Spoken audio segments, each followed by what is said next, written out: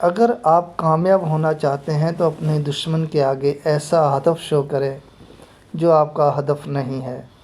دستان کا تعلق بلجیم سے تھا۔ یہ 20 سال تک روزانہ کی بنیاد پر سرحد عبور کر کے جرمنی جاتا تھا۔ یہ اپنی سائیکل پر سرحد عبور کرتا، بارڈر پر بیٹھی فورسز اس کی تلاشی لیتی، سوائے ایک چھاپر جس میں تھوڑی سی مٹی ہوتی اس کے پاس کچھ نہیں ہوتا تھا۔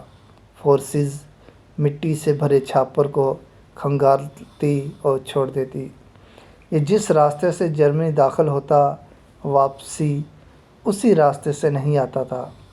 اس کی وفات کے بعد ان کی ڈائری ملی جس کے ایک صفحے پر یہ عبارت لکھی ہوئی تھی: میری بیوی بھی یہ بات نہیں جانتی ہے کہ میں 20 سال تک سائیکل سمگلنگ کرتا رہا ہوں۔ اپنی ذہانت سے 20 سال تک انہوں نے بارڈر سیکورٹی فورسز کو چکمہ دیا۔ یہ روزانہ نئی سائیکل جرمنی میں چھوڑ آتا تھا۔ اس دور میں سائیکل جرمنی میں نایاب تھی اور تب شاید سائیکلیں آج کی گاڑیاں۔ اس کا یہ مقولہ مشہور ہے کہ اگر آپ کامیاب ہونا چاہتے ہیں تو اپنے دشمن کے آگے ایسا ہدف شو کریں جو آپ کا ہدف نہیں ہے۔